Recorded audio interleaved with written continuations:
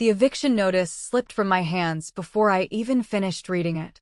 For a moment, I just stood there, staring at the door that had just been shut on my face.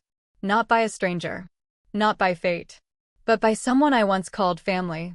And the worst part? She had no idea what she had just done. I've always been a quiet woman. Not weak, just quiet. The kind who listens more than she speaks. The kind who keeps memories tucked away instead of throwing them around. After my husband passed, silence became my companion. Not the painful kind, but the kind you learn to live with. Our house used to feel warm. It smelled like tea in the mornings and laughter in the evenings. But after he was gone, those walls started to feel too big, too empty. So when my son asked me to move in with him, I said yes. Not because I wanted to, but because I didn't want him to worry. At first, everything felt manageable. His house was modern, clean, a little too perfect. The kind of place where everything had its spot and nothing was ever out of place. I tried my best not to disturb that order. But she, my daughter-in-law, she noticed everything. Not loudly. Never directly. Just small things. The way I folded the towels. The way I used too much oil in cooking. The way I left a cup in the sink a little too long. At first, I ignored it. Then I adjusted. Then, I started questioning myself. Funny how someone can make you feel like a guest in a place you were invited into. But I stayed quiet. For my son. Until that day. It was a simple cake. Chocolate. Nothing fancy. I made it for myself because it was my husband's death anniversary. I didn't want sympathy. I didn't even tell anyone. I just wanted a small moment. Something sweet to soften the memories. I remember placing it gently on the kitchen counter. And then she walked in. Her eyes went straight to it. "You used the kitchen?" she asked. Her tone wasn't loud, but it was sharp. "I just made a small cake," I said. "I didn't think." "That's the problem," she cut me off. "You don't think." Something in her voice felt different that day. Heavier. Colder. And then, everything came out. Every complaint she had been holding back. Every irritation. Every silent judgment. It all turned into words. And those words turned into something else. "You can't stay here anymore." I remember blinking. Once. Twice. I thought she was angry. That she didn't mean it. But then she walked to the table, picked up a set of papers, and placed them in front of me. Eviction. Already printed. Already signed. My son wasn't home. And just like that, I was no longer part of that house. I packed my things quietly. No arguments. No shouting. Just silence. Because sometimes, dignity is the only thing you have left. But that wasn't the worst part. I found myself sitting at a bus stop a few hours later. One suitcase beside me. People walking past like I didn't exist. And strangely, I didn't cry. Not yet. It felt like my life had been folded and put away. "Excuse me, are you Mrs. Carter?" I looked up. A man in a suit stood in front of me, slightly out of breath. "I've been looking everywhere for you," he said. I almost laughed. "You must have the wrong person." But he shook his head. "No. Your brother. He passed away." My heart paused. I hadn't spoken to my brother in years. We had argued. Stopped talking. And then, time just slipped away from us. "I'm sorry," the man continued, "but he left you something." I didn't say anything. Because what could he possibly leave me, after all those years? "He left you everything." I remember staring at him. Not understanding. "Everything," I whispered. "His estate. His properties. His accounts." He paused. "Approximately $10 million. For a moment, the world went completely silent. 10 million. I didn't feel excitement. I didn't feel relief. I felt regret. Because my brother had forgiven me. And I never got to tell him I was sorry. Tears came then.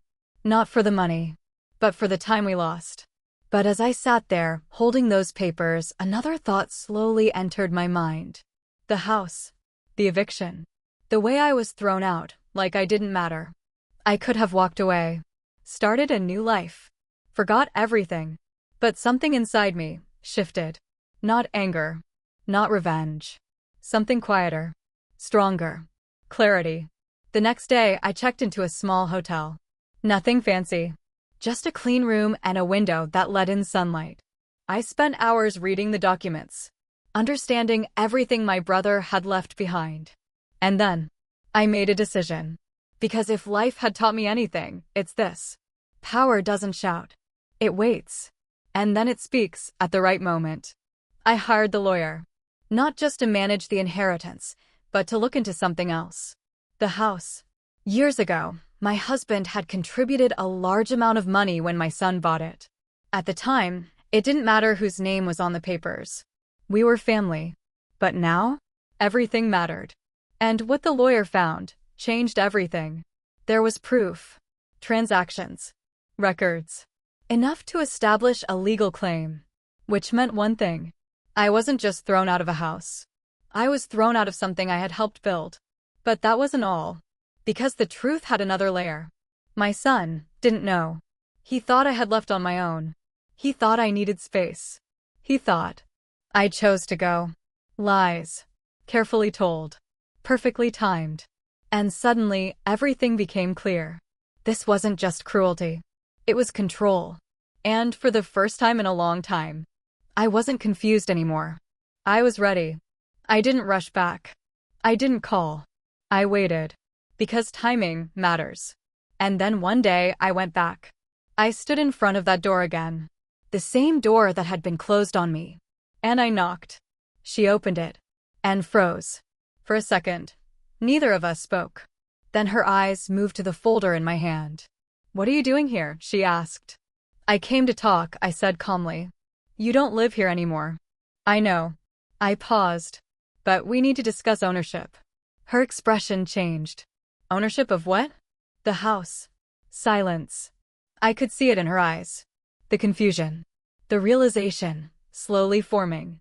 But that wasn't the worst part. Because just then, I heard a voice behind her. "Mom?"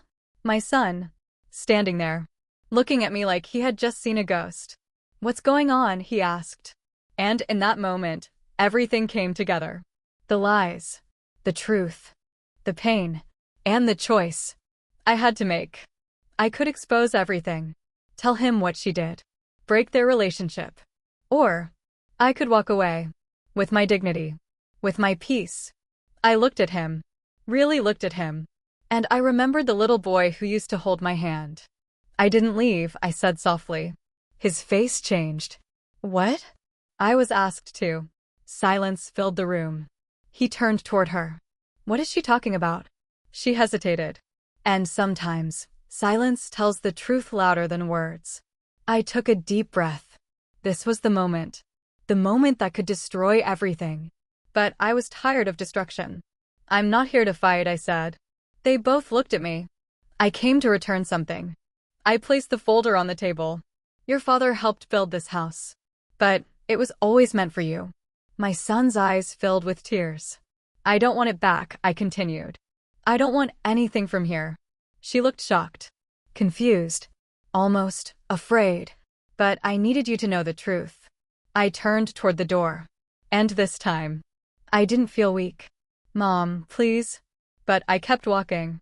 Because some doors, once closed, should never be opened again. Weeks passed. My son came to see me. He apologized. Tried to explain. But I didn't need explanations anymore. I had something I hadn't felt in years. Peace. I bought a small house near the sea. Nothing big. Just enough. Mornings became mine again. Tea. Silence. Sunlight. And this time, no one made me feel like I didn't belong. As for her, life has a way of teaching lessons we refuse to learn. And when the truth finally shows up, it doesn't knock. It stays. I never told anyone about the money. Never used it to prove anything. Because I learned something through all of this. Real power isn't money. It's knowing your worth. And sometimes, the strongest thing you can do is walk away before they realize who you truly are.